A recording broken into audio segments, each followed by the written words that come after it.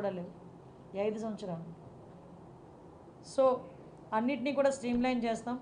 At the same time ఇంకోటి కూడా చెప్పాను, ఏదైతే మహిళా రక్షణ విషయంలో ట్రాఫిక్ పోలీసులు కూడా చాలా అప్రమత్తంగా ట్రాఫిక్ని ఎంతైతే మీరు కంట్రోల్ చేస్తారో స్కూల్ ఏరియాస్లో, స్కూల్ జోన్స్లో ఈవ్ టీజింగ్ మీద కూడా అంతే దృష్టి పెట్టండి. ఈవ్ టీజింగ్ చేసే వాళ్ళని కూడా మీరు ఎట్టి పరిస్థితుల్లో వదిలిపెట్టే ప్రసక్తి లేదు. అవన్నీ కూడా మేము చాలా క్లియర్గా చర్చించుకున్నాం. నాకైతే పూర్తి నమ్మకం ఉంది, ఎలాగైనా ఎట్టి పరిస్థితుల్లోనైనా ఈ గంజాయిని స్టెప్ బై స్టెప్ మేము ఎట్టి పరిస్థితులు అరికడతాం. క్రైమ్ రేట్ కూడా ఎట్టి పరిస్థితి తగ్గుతుందని నమ్మకం అయితే నాకు ఉంది.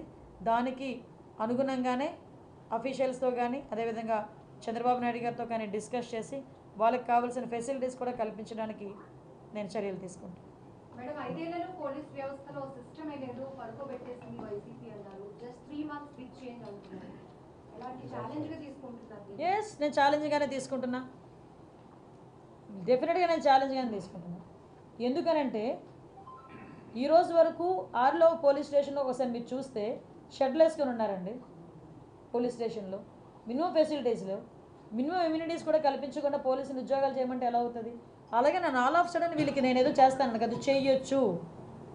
ఏ సిఎస్ఆర్ ఫండింగ్స్ ఉన్నాయి. కలెక్టర్ గారికి ఒకసారి కలెక్టర్ గారు నిజంగా 5 సంవత్సరాల్లో కలెక్టర్ గారు కూడా దృష్టి పెట్టుంటే వాళ్ళకి ఎంతో కొంత మంచి జరిగేదేమో.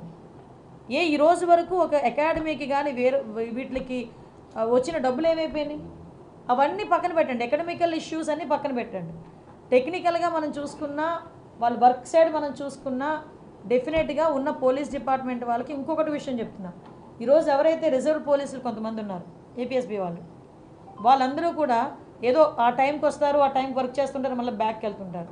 అలాంటి వాళ్ళని కూడా మేము ఇంటిగ్రేట్ చేసి వాళ్ళతో కూడా కోఆర్డినేట్ చేసుకొని ఫర్దర్గా ఎటువంటి కానీ ఎక్కడైనా డ్యూటీ చేసేటప్పుడు వాళ్ళని కూడా యూజ్ చేసుకునేటట్టుగా ఎటువంటి టెక్నికల్ ఇష్యూస్ వాళ్ళకి లేకుండా ఒకసారి మొత్తం అఫీషియల్స్ అందరితోనే మాట్లాడి దాన్ని కూడా ఇంటిగ్రేట్ చేస్తాం.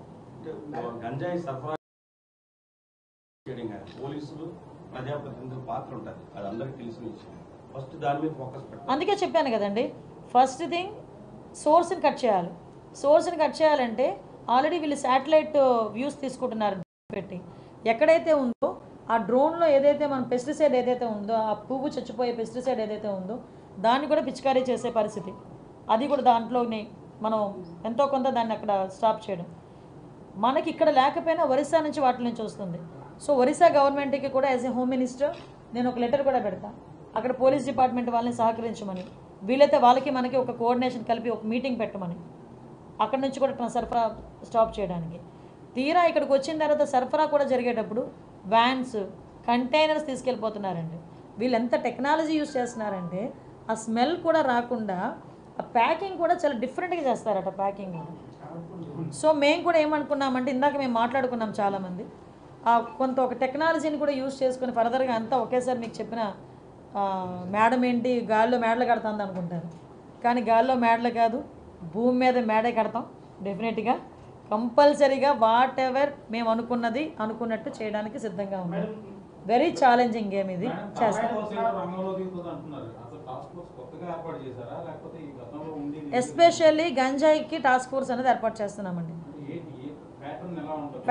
ప్యాటర్న్ ఏంటంటే ఇప్పుడు ఆల్రెడీ ఇప్పుడు మనకి నైట్ అయ్యేసరికి చాలామంది గుంపులుగా చేరటాలు, గంజాయి తీసుకోవడాలు రోడ్ల మీద నేను చాలా సందర్భాల్లో చూశాను. ఎక్కువ నేను పాయకరపేట నుంచి వచ్చేటప్పుడు కానీ జర్నీస్ చేసేటప్పుడు కానీ చూసుకుంటే ఒక చిన్న గట్ల మీద గ్రూప్ ఆఫ్ పీపుల్ కూర్చోవటం, ఆ వచ్చే వెహికల్స్ని ఆపడం, చైన్ స్నాచింగ్స్ ఇవన్నీ కూడా చాలా ఎక్కువగా జరుగుతున్నాయి.